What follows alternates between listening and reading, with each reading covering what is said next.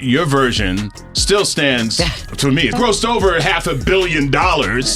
And what do you think it is that they're failing to do? Cast me? I'd like the perfect blend with Tim's story and the cast at the time was just... The chemistry was... The chemistry was real. Yes. And we all had a good time. I mean, I met my husband, I fell in love. And I think there's something about the magic of what that does to somebody. Totally. I don't know, it was a vibe. The release of Marvel's Fantastic Four First Steps in July 2025 was meant to be a daring revival of Marvel's troubled first family, but it turned into a full-on cultural spectacle, one that's now snowballing into viral infamy, and a rare moment in Hollywood when both stars and fans seem to agree. Erase it from memory. This wasn't just another superhero misfire. It was a box office event loaded with hopes and legacy expectations, only to turn into what many now call a public relations disaster and a franchise embarrassment. The twist?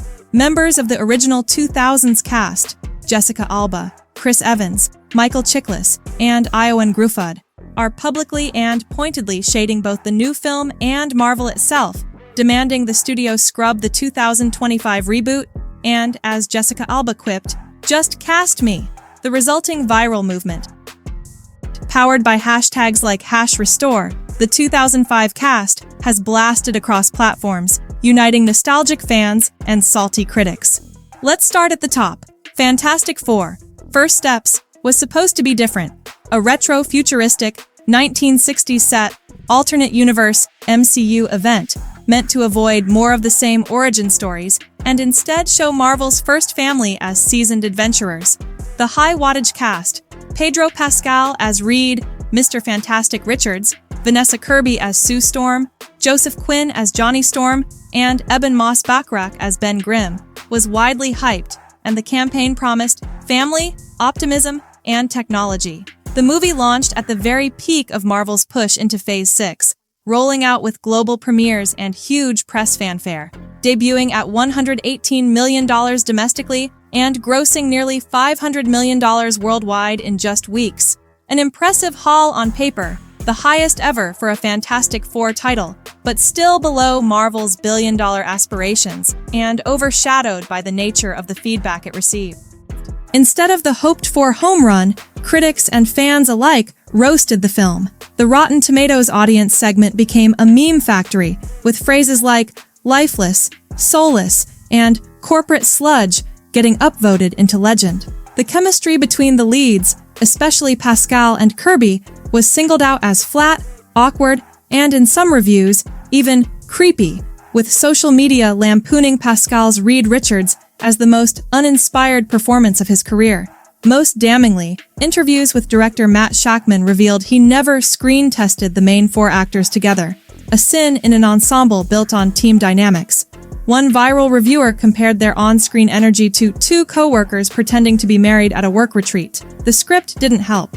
Galactus, Marvel's legendary world eater, is reduced to a plot device so strange he ends up demanding Sue Storm's unborn baby as ransom for Earth. Yes, you read that right. The cosmic babysitter meme was born. Box office numbers aside, the behind-the-scenes disaster grew legs fast. Test screenings bombed, causing Marvel to stage multiple reshoots and re-editing marathons, creating a Frankenstein final cut that was panned for poor pacing, uneven tone, and a third act that felt written by several committees in a panic. It's widely reported that Marvel even shot multiple endings, including one where the entire four die in a multiverse collapse, before settling on the current multiverse anomaly version, hoping to sweep the mess quietly away via future MCU storylines. But nothing could hide the all-out revolt from fans and the former cast. Jessica Alba, whose early 2000s Sue Storm was once mocked for being too Hollywood, instantly became the toast of TikTok and Twitter for her open criticism of the 2025 reboot's lack of chemistry. Old cast interviews resurfaced, now played as warnings Marvel should have listened to. Alba deadpanned, "Cast me again!" And within hours, #recast Jessica was trending. Michael Chiklis tweeted a reaction gif of the original Thing smashing through a wall. "Sometimes you just gotta break through the noise," which fans instantly read as a dig at the 2025 Thing's CGI-heavy redesign, itself widely panned online. The new cast didn't fare much better.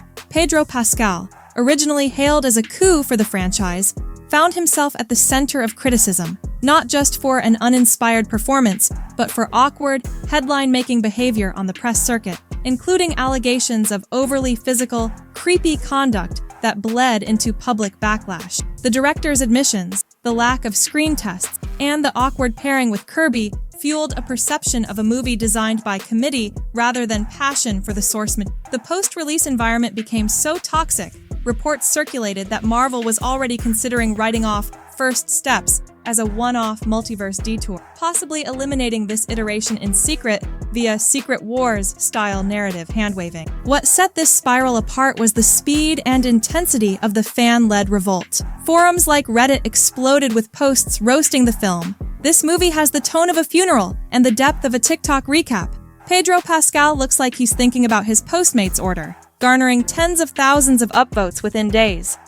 YouTube reviewers called the script confused, meandering, embarrassed by its own source material, while ticked-off fans slammed the strange decision not to show Reed's famed stretching powers, presumably to avoid the worst CGI sins. Leaks suggested Marvel execs, especially Kevin Feige and even Disney CEO Bob Iger, were caught completely off guard, triggering emergency strategy meetings where rebooting again or bringing back the original surviving cast were both considered. Meanwhile, the memes were relentless.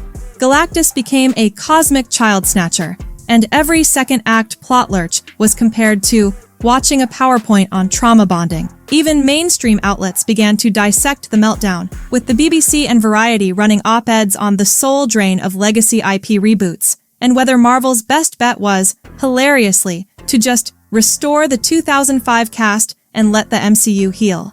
The movie's artistic failures weren't just creative, they became a business crisis. Brands that hopped on early cross-promos backed away as negative reviews mounted. Merchandise, especially tied to characters introduced in the new film, sat unsold. Disney's own streaming service quietly deprioritized the title's homepage banner presence weeks after launch. Studio sources confirmed to Entertainment Media that discussions were underway to memory hole the movie in time for Phase 6, cleaning things up via the MCU multiverse's built-in continuity reset button. For Marvel, this wasn't just another miss. It was, as some fans put it, a creative bankruptcy event. The charm and chemistry of the original 2000 cast, once derided as corny, but now regarded as the franchise's emotional core, were suddenly back in demand. Iowan Gruffudd publicly mused that he'd return only if it feels like a real story again. And even Michael Chiklis's old-school shout opened new calls for a multiversal reunion movie. With Chris Evans, who formerly played the Human Torch, maintaining social media silence, the symbolism was clear. The OG team embodied fun and heart in a way the 2025 version catastrophically failed to replicate. Underneath it all, there was an unmistakable sense that fans and actors alike were ready to move past boardroom-assembled reboots and back to stories led by genuine affection for the material. Disney's mega-brain trust now faces a reckoning. Either restore the Fantastic Four's place in cinema history, or risk letting decades of goodwill and narrative power dissolve into punchlines and meme fodder. In the end, the real review is written every hour on social platforms by tens of thousands. This movie is so bad, the original cast wants it erased. And you know what? For once, we're with them.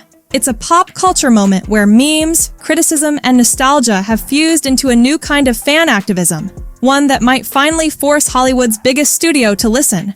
The Fantastic Four's reboot wasn't just a movie, it's a warning sign, a red flag that passionless, corporatized storytelling won't cut it anymore, no matter how big the IP. It's a moment that shows when studios ignore fans, sideline chemistry, and chase synergy over substance. Even the world's greatest comic magazine can get roasted into oblivion. Marvel's next move will decide if this viral defeat is the end of the Fantastic Saga or the start of the redemption arc fans. And now, the original stars are demanding.